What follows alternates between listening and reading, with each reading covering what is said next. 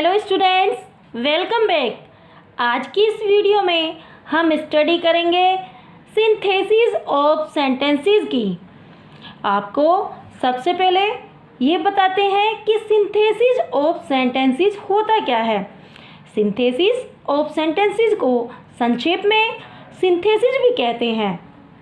Synthesis of sentences का अर्थ है वाक्यों को जोड़ना, अर्थात इस विधि द्वारा दो या दो से अधिक सिंपल सेंटेंसेस को मिलाकर एक नया वाक्य बनाया जाता है।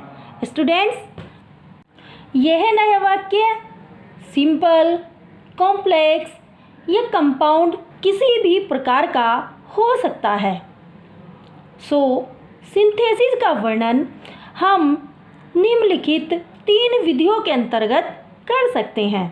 नंबर 1, 2 या 2 से अधिक सिंपल सेंटेंसेस को मिलाकर एक सिंपल सेंटेंस अर्थात सरल वाक्य बनाना।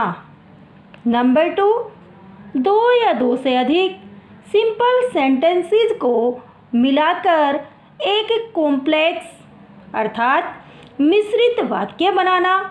नंबर 3, 2 या 2 से अधिक सिंपल सेंटेंसेस को मिलाकर एक कंपाउंड अर्थात संयुक्त वाक्य बनाना।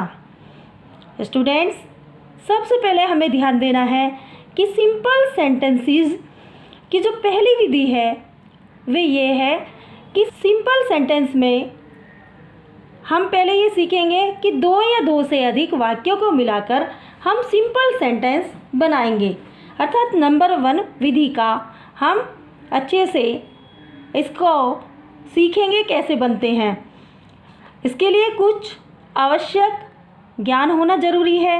वह यह है कि सिंपल सेंटेंस वह वाक्य है जिसमें एक फिनिटिव वर्ब होती है, जैसे he is a good boy, एक ही फिनिटिव वर्ब है, या I am fond of reading short stories. Students, अब सिंपल सेंटेंस बनाने के लिए कुछ चीज़ें होती हैं, कुछ ऐसे विशेष बिंदु हैं जिनका यूज़ किया जाता है। वो क्या है हम आपको बताते हैं। जैसे पार्टिसिपल का यूज़ करके, इन्फिनिटिव का यूज़ करके, नाउन या जीरेंड का यूज़ करके, use of preposition, use of adverb, use of noun या phrase in apposition, use of adjective या एडजेक्टिव फेराज तथा यूज़ ऑफ कॉन्जक्शन। इनके द्वारा हम 2 या 2 से अधिक साधारण वाक्यों को मिलाकर फिर से एक सिंपल सेंटेंसेस बनाते हैं।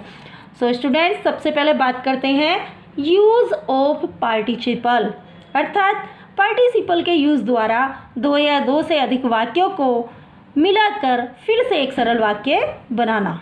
पार्टिसिपल अर्थात ऐसे वर्ब जो वर्ब तथा एडजेक्टिव दोनों का काम करते हैं उन्हें पार्टिसिपल कहते हैं।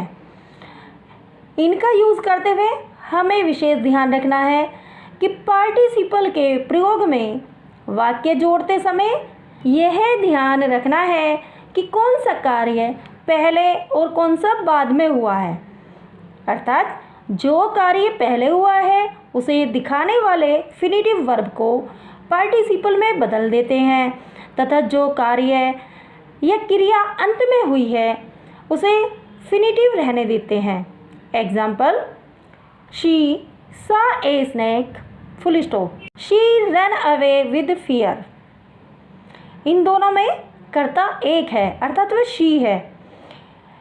इनके दोनों वर्ब से पता चलता है कि 2 काम हुए हैं, पहले सांप देखने का और इसके बाद डरने का। तो इन्हें कैसे जोड़ेंगे हम? शी जो शुरू में है इसे यूज़ नहीं करेंगे, अर्थात seeing a snake comma she run away with fear. इस तरह से इसे हम बनाएंगे। ये जो है हमारा प्रेजेंट पार्टिसिपल में है। पार्टिसिपल की बात करें तो पार्टिसिपल 3 तरह के होते हैं। Number 1 present participle, number 2 past participle. Number 3 perfect participle. Present participle, इसमें दो कार्य साथ साथ चल रहे होते हैं पर इनका सब्जेक्ट एक ही होता है। कभी कभी एक काम समाप्त होने के बाद दूसरा होता है, जैसे अभी बताया था। एग्जाम्पल की बात करें तो इसका फर्स्ट एग्जाम्पल यही है, ब्रजेश जंप्ड अप ही रन अवे। ब्रजेश, इसको शुरू में नहीं लिखेंगे, क्या लिखेंगे, जंपिंग अप। जंप्ड को आईएनजी लगा देंगे, अर्थात प्रेजेंट में शुरू में इस तरह के वाक्य हों, जब एक काम हुआ फिर उसके बाद दूसरा, तो शुरू की वर्ब में आईएनजी लगा देते हैं। Jumping up comma Brajesh run away, बाद में कोई चेंज नहीं है। नेक्स्ट एग्जाम्पल देखते हैं, I reached home full stop, I took of my clothes. Simple बनेगा, रीचिंग होम, रीच्ड का reaching, reaching home I took of my cloth. अगर ऐसे सेंटेंस में प्रेजेंट पार्टिसिपल में वॉज होता है तो उसकी जगह हम बीइंग लगाकर भी सेंटेंस को बनाते हैं। देखिए example, I was hungry full stop I took my food. I को कट कर देंगे, वॉज का बीइंग मान लेंगे, तो being hungry comma I took my food. Next example, she was tired of walking full stop she lay down to take rest. Being tired of walking comma she lay down to take rest, ये इसका simple sentence बनेगा और ये दोनों उदाहरण present participle के हैं। अब बात करते हैं पास्ट पार्टिसिपल। इसमें क्रिया अर्थात वर्ब की थर्ड फॉर्म का यूज़ होता है। इससे ज्ञात होता है कि वर्क जो है हमारा समाप्त हो गया है। Example, time once lost never return, अर्थात एक बार खोया हुआ समय फिर वापस नहीं आता। इसके उदाहरण इस तरह के होते हैं। तो अब हम बनाने की बात करते हैं, किस तरह बनाया जाए, इसका एग्जाम्पल देते हैं। I found my pen full stop it was lost. इसका सिंपल बनाएंगे दोनों को, तो I found my lost pen, अर्थात पेन की जो हमने एडजेक्टिव क्या विशेषता थी उसको बता दिया। जो पेन मिला कैसा था, वो मेरा लॉस्ट पेन था। इस तरह से इसको हम बना सकते हैं। आई saw a dead man full stop he was covered with a white cloth. इसको हम सिंपल बनाएंगे तो इसको इस तरह बनाएंगे, I saw a dead man comma covered with a white clothes. और अब बात करते हैं परफेक्ट पार्टिसिपल। स्टूडेंट्स याद करिए कि इसमें हैविंग के साथ वर्ब की थर्ड फॉर्म का यूज़ किया जाता है। और याद रखें कि जब एक काम पूर्ण रूप से फिनिश हो जाता है तब उसके बाद दूसरा कार्य शुरू होता है। तो जो क्रिया काम को समाप्त होना दिखाती है उसमें ही हम परफेक्ट पार्टिसिपल का यूज़ करते हैं। कैसे, इसका एग्जाम्पल देखिए, she had completed her written work full stop she went to market, अर्थात उसने पहले अपना लिखाई का काम पूरा किया फिर मार्केट गई। तो पहले काम क्या किया, लिखाई का। तो इसमें जहाँ पर हैड है इसको हम शुरू करने के लिए सिंपल बनाएंगे तो ऐसे बनाएंगे, having completed her written work comma she went to market.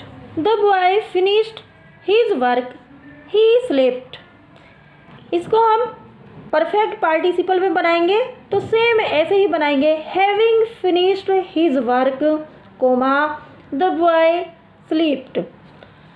इसका सेकंड एग्जाम्पल है कि पार्टिसिपल का पैसिव फॉर्म हैविंग बीन के साथ वर्ब के थर्ड फॉर्म से बनता है। अर्थात जो पैसिव वॉइस होता है, वाज का यूज़ हो तो उसको हम हैविंग बीन से शुरू करते हैं और वर्ब की थर्ड फॉर्म का यूज़ करते हैं। Example, he was punished by his teacher full stop he felt sorry. He was को कट करेंगे और वाज के प्लेस पर हम हैविंग से शुरू करेंगे क्योंकि ये बाय पैसिव वॉइस बन रहा है। Having been punished by his teacher comma he felt sorry. Students, आप इस वीडियो को बार बार देखेंगे और इसे थोड़ा सा माइंड करेंगे तो मुझे उम्मीद है कि आपको ये अच्छे से लर्न हो जाएगी। सिंपल सेंटेंस बनाने के अभी काफ़ी मेथड और भी हैं। दो या दो से अधिक वाक्यों को मिलाकर जब सिंपल बनाते हैं तो बताया था कि इसकी बहुत सारी विधियों का यूज़ होता है। वे कौन कौन सी हैं ये जानने के लिए आप हमारे आई बटन को प्रेस कीजिए, तो आपको इससे नेक्स्ट विधि जो है यूज़ ऑफ इन्फिनेटिव, इससे नेक्स्ट विधि का पता चलेगा। यूज़ ऑफ इन्फिनेटिव के यूज़ द्वारा दो या दो से अधिक वाक्यों को मिलाकर फिर से एक सरल अर्थात सिंपल वाक्य बनाना। सो स्टूडेंट्स, अगर अभी तक भी चैनल को सब्सक्राइब नहीं किया है तो सबसे पहले चैनल को सब्सक्राइब कीजिए, वीडियो को बार बार देखिए, इसको शेयर कीजिए। तो मिलते हैं नई वीडियो के साथ, तब तक के लिए थैंक यू फॉर वॉचिंग।